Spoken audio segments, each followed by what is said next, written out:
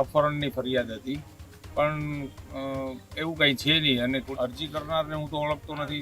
જે મારી સાચી રજૂઆત હતી એમને મેં જણાવેલી છે કે આ પ્રકરણમાં હું ક્યાંય છે નહીં. પોલીસે લગભગ 4 કલાક સુધી પૂછપરછ કર્યા બાદ મનોજ મોરીને મુક્ત કરી દીધા છે. પોલીસ પકડમાંથી બહાર આવ્યા, મુક્ત થયા, એ સાથે એમના સૂર જે છે એ ચોક્કસથી ચર્ચાનો વિષય બનવાના છે. અને એમણે એમની આખી વાતચીતમાં ક્યાંય કોંગ્રેસ શબ્દનો ઉપયોગ નથી કર્યો, પણ એમના પત્નીનો જે વિડીયો વાયરલ થયો એમાં એમણે દીનુ બોઘા સોલંકીનું નામ લઈને સીધો આરોપ લગાવ્યો હતો. જે હાઈ પ્રોફાઇલ ડ્રામા થયો એના પડદા પાછળ કઈ ગેમ રમાઈ છે. ત્યારે જ ન્યૂઝરૂમ ગુજરાતની યુટ્યુબ ચેનલને સબસ્ક્રાઇબ કરો અને ઇન્સ્ટાગ્રામ અને ફેસબુક પર ફોલો કરો. અપડેટ રહો, સત્યની સાથે રહો.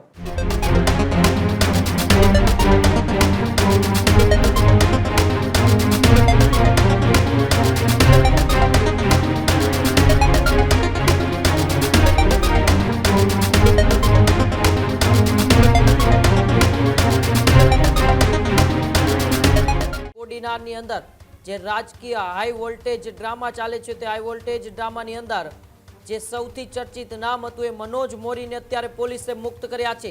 જી હા, ગીર સોમનાથના કોડીનાર તાલુકા પંચાયતની એ સત્તાની ખેંચતાણમાં જે સૌથી મોટું નામ હતું મનોજ મોરી, તેમને અત્યારે મુક્ત કરી દેવામાં આવ્યા છે. કોડીનારમાં કોંગ્રેસ ભાજપના ઘમાસાણમાં મોટા સમાચાર. વિવાદ છેડાયો હતો તે મનોજ મોરીને પોલીસે કર્યા મુક્ત. કોડીનાર તાલુકા પંચાયતની ખેંચતાણ વચ્ચે મનોજ મોરી મુક્ત થયા. ભાજપના સદસ્યના અપહરણના આરોપો વચ્ચે મુક્તિથી ચર્ચા. મનોજ મોરીએ કોડીનાર પોલીસના કર્યા વખાણ. કોડીનાર પોલીસે સહકાર આપ્યો છે, મેં મારી રજૂઆત કરી છે. આવી વાત મનોજ મોરીએ કરી. કોંગ્રેસના નજીકના મનાતા મનોજ મોરીની થઈ હતી અટકાયત. મનોજ મોરીની અટકાયતથી કોંગ્રેસ મેદાને આવી હતી. કોંગ્રેસે ઉગ્ર આંદોલન કરવાની પણ ચીમકી ઉચ્ચારી હતી. ત્યારે અત્યારે કોડીનારની વહેલી સવારથી જ રાજકીય સત્તા મેળવવાની જે ખેંચતાણ ચાલી રહી છે એ ખેંચતાણમાં મનોજ મોરીનું નામ એ સૌથી ચર્ચિત હતું.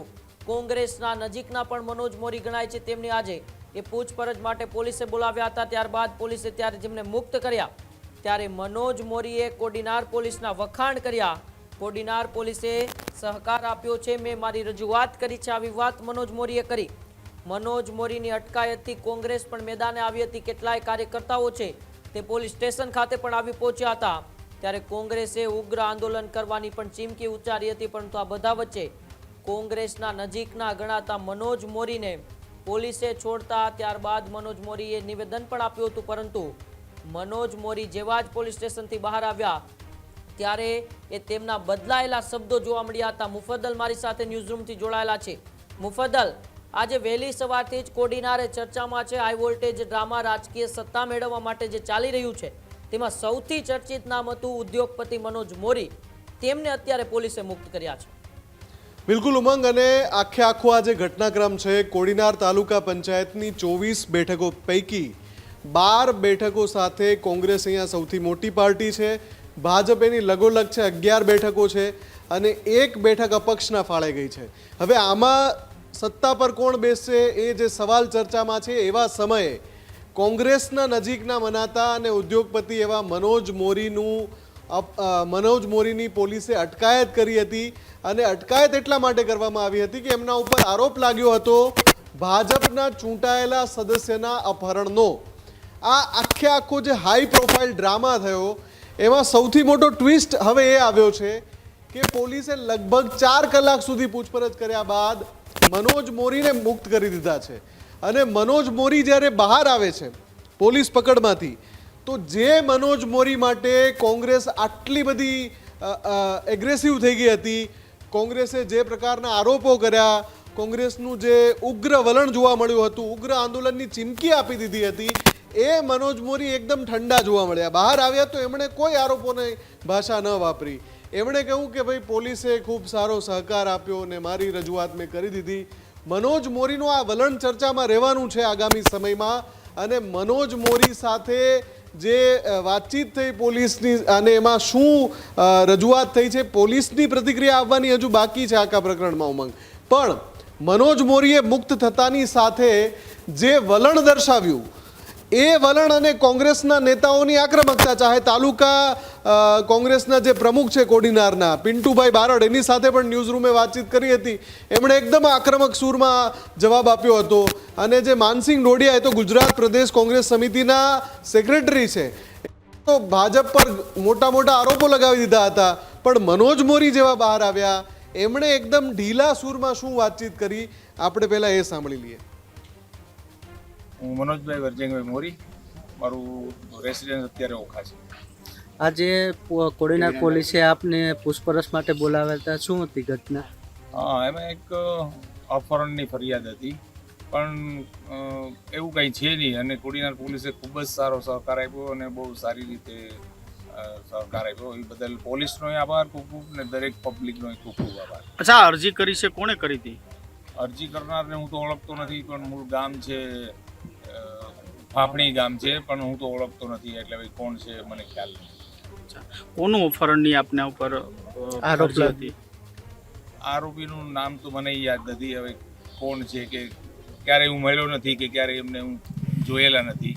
અત્યારે શું તમારું નિવેદન નોંધવામાં આવ્યું છે કે?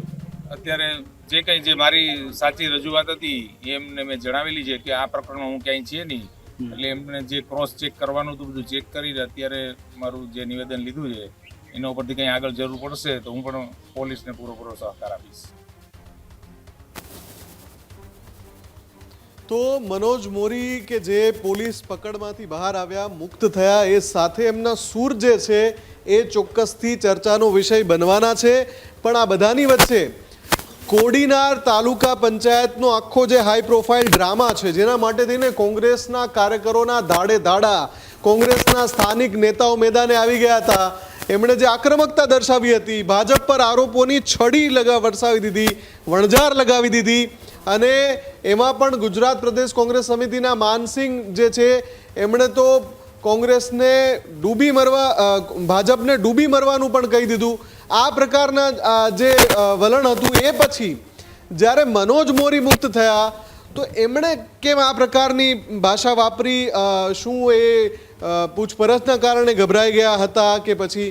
અને એમણે એમની આખી વાતચીતમાં ક્યાંય કોંગ્રેસ શબ્દનો ઉપયોગ નથી કર્યો, જેના માટે કોંગ્રેસ આટલી આક્રમક થઈ હતી. એ મનોજ મોરીએ ક્યાંય કોંગ્રેસ શબ્દનો ઉપયોગ નથી કર્યો જ્યારે મીડિયાને પ્રતિક્રિયા આપી, જે આપે હમણાં જ સાંભળી.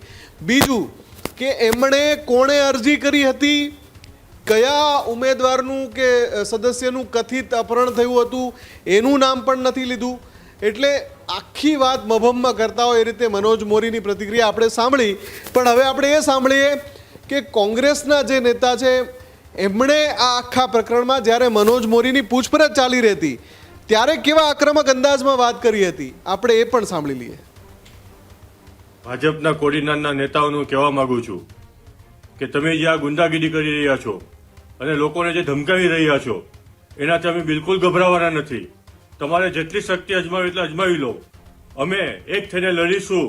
કારણ કે ગઈકાલે રાત્રે હું દરેક લોકોને કહેવા માંગુ છું કે જ્યાં આપણા ઉમેદવારો હતા ત્યાં રાત્રે હોટલમાં પોલીસને મોકલવામાં આવી અને ઉમેદવારોને લઈ અને પોલીસ સ્ટેશને ગયા. અને એટલું જ નહીં, ત્યાં જઈને પૂછવામાં આવ્યું છે કે તમને શું જબરજસ્તીથી લાવવામાં આવ્યા છે, બળજબરીથી તમે અહીંયા આવ્યા છો કે શું છે, તમારી પાછળ કોઈ તમને ધાક ધમકી આપી છે? ત્યારે દરેક ઉમેદવારે એક જ વસ્તુ કરી છે કે ન્યા અમે અમારી જાતે આવ્યા છે અને અમે અહીંયા દર્શન માટે આવ્યા છે. ત્યારે હું ભાજપના નેતાને કહેવા માંગુ છું કે આખી રાત્રે 3-4 વાગ્યા સુધી તમે અમારા લોકોને હેરાન કર્યા, પરેશાન કર્યા અને કંઈ નહીં ચાલ્યું. તો તમે રાત્રે મનોજભાઈ મોરીને ત્યાંથી લઈ અને અત્યારે ગીર સોમનાથ પોલીસ સ્ટેશન તમે લઈ જાઓ છો. અમને એવી જાણ મળી છે કે તમે એવો આક્ષેપ કર્યો છે કે ભાજપના 2 ઉમેદવારોને કોંગ્રેસવાળા ઉઠાવી ગયા છે. હું તમને એ કહેવા માંગુ છું કે કોંગ્રેસવાળા કોઈને ઉઠાવતા નથી, એ તમારો ધંધો છે, તમે લોકો ઉઠાવો છો. તમે કેટલા એમએલએને વિચારતા ખરીદી રહ્યા છે, તમારાથી એક હાર સ્વીકારાતી નથી. તમને શરમ આવી જોઈએ, તમારે ચૂલું પર પાણીમાં ડૂબી મરવી જોઈએ. આથી તમને દરેક લોકોને કહેવા માંગુ છું કે આના વિરોધમાં આપણે સૌ સાથે મળી અને સંઘર્ષ કરીએ અને ગાંધી ચિંધ્યા માર્ગે આંદોલન કરીએ. આને જો આપણે મનોજભાઈ મોરીને છોડવામાં જો નહીં આવશે તો અતિથી અતિ ઉગ્ર આંદોલન કરવામાં આવશે. એની તમામ જવાબદારી ગીર સોમનાથની પોલીસને જવાબદાર રહેશે. અને હું ગીર સોમનાથની પોલીસને કહેવા માંગુ છું કે દર વખતે તમે આવું કરો છો. અત્યાર સુધીના દરેક ઇલેક્શનમાં તમે ખોટી રીતના કોઈની પર કેસ કરો છો, કોઈને હેરાન કરો છો, પરેશાન કરો છો. પણ સત્ય હેરાન થઈ શકે છે, પરેશાન થઈ શકે છે. સત્ય કોઈ દિવસ પણ નિરાશ નથી થતું. અમે તાકાતથી લડીશું. બધા મિત્રોને મારી વિનંતી છે કે આમાં તમે બધા સહભાગી બનો અને આગળનો જે પ્લાન આપણે કરીએ, નક્કી કરીએ તે પ્રમાણે તમે સાથ સહકાર આપો. આપણે હિંમત રાખવાની છે, એકજૂથ રાખવાની છે. જે રીતના આપણા ઉમેદવારો એક છે તે રીતના આપણે બધા એક સાથે લડીએ અને મનોજભાઈની સાથે ઉભા રહે, કોંગ્રેસની સાથે ઉભા રહે. એ જ હવે તમારા બધાનો ખૂબ ખૂબ આભાર. જય હિન્દ, જય ભારત. તો આ હતા કોંગ્રેસ નેતા માનસિંહ કે જેમણે ગીર સોમનાથ પોલીસને જ કઠેડામાં રાખી દીધી હતી, આરોપો લગાવ્યા પોલીસની ઉપર. પણ મનોજ મોરી જ્યારે બહાર આવ્યા તો એમની ભાષામાં એમણે ક્યાંય પેલી રાજકીય કિન્નાખોરીવાળો આરોપ પણ નથી કર્યો. બની શકે કે તેઓ ઉદ્યોગપતિ છે અને તેમને આ રાજકીય ભાષા ન ફાવતી હોય, પણ એમણે કોઈનું નામ ન લીધું એટલે એની ચર્ચા ચોક્કસથી થવાની છે. કે જે રીતે, અને સૌથી અગત્યની વાત છે કે મનોજ મોરી કોઈનું નામ નથી લેતા બહાર આવ્યા પછી, મુક્ત થયા પછી. પણ એમના પત્નીનો જે વિડીયો વાયરલ થયો એમાં એમણે દીનુ બોઘા સોલંકીનું નામ લઈને સીધો આરોપ લગાવ્યો હતો કે આખું કામ દીનુ બોઘા સોલંકીનું છે, એ આ કરાવી રહ્યા છે. એમનો જે આરોપ કરતો વિડીયો વાયરલ થયો એ શું છે એ પણ સાંભળી લઈએ. મારા ઘરવાળા કાલે સમૂહ લગ્નમાં આવ્યા હતા ને અહીંયાથી નીકળ્યા તો 9 વાગે એની દ્વારકા એસપીએ ધરપકડ કરેલી છે. તો અમને કોઈ પણ વસ્તુની ખબર નથી કે કંઈ પણ એનો ગુનો નથી. તો કેવી રીતે ધરપકડ કરી છે એની? શું કામ ધરપકડ કરી છે? અને અમને કોઈ કોન્ટેક જ નથી. એનો નંબર, ફોન પણ લાગતો નથી અને એનો કોઈ કોન્ટેક જ નથી. મારા ઘરવાળાને કંઈ પણ થશે તો એ દ્વારકા એસપી અને પોલીસ ટીમનું એના ઉપર જ ગુનો આવશે. અને અમને શંકા છે કે આ બધું દીનુ બોઘા સોલંકીએ જ કરાવેલું છે. તો જે પાછલા બે નિવેદન આપણે સાંભળ્યા એમાં એક તો મનોજ મોરીના પત્નીનો જે વિડીયો વાયરલ થયો અને જે કોંગ્રેસ નેતાના જે આરોપો છે એનાથી તમે જોયું કે કઈ રીતે મનોજ મોરી છે એ અલગ ભાષામાં વાત કરી રહ્યા હતા. પણ હવે આ જોવાનું એ છે કે જ્યારે સોમવારે કે મંગળવારે કોડીનાર તાલુકા પંચાયતની બોડીનું ગઠન થવાની પ્રક્રિયા હાથ ધરાય ત્યારે ખબર પડશે કે આ જે કલાકો વીત્યા, જે હાઈ પ્રોફાઇલ ડ્રામા થયો, એના પડદા પાછળ કઈ ગેમ રમાય છે. જો કોંગ્રેસ સત્તા ઉપર બેસે છે તો પછી અહીંયા સીધી રીતે કોઈ એવી ગેમ થઈ શકી નથી, અથવા ગેમ પ્લાન જે થયો એ અમલમાં મુકાયો પણ એની અસર ન થઈ શકી એમ કહી શકાય. પણ જો કહાનીમાં ટ્વિસ્ટ આવે અને ભાજપ જો ત્યાં બોડીનું ગઠન કરે, એવું કંઈક થઈ જાય તો પછી સમજવું કે આ આખું પ્રકરણ જે હાઈ વોલ્ટેજ ડ્રામા છે એ માત્ર દેખાવનું હતું. પડદા પાછળ કોઈ બીજી જ રમત ચાલતી હતી અને બીજી રમતના એ જે ખેલાડીઓ છે એ ખેલ કરી ગયા અને જે સત્તા સૌથી વધારે જેને બેઠકો મળી એ કોંગ્રેસને મળવી જોઈએ, એના બદલે ભાજપને. પણ આ બધું જો અને તો છે એ આપણને ત્યારે જ ખબર પડશે જ્યારે એ પ્રક્રિયા હાથ ધરાશે. આ જ પ્રકારની તમામ અપડેટ જોવા માટે ન્યૂઝરૂમ ગુજરાતને લાઇક, શેર અને સબસ્ક્રાઇબ કરવાનું ભૂલતા નહીં.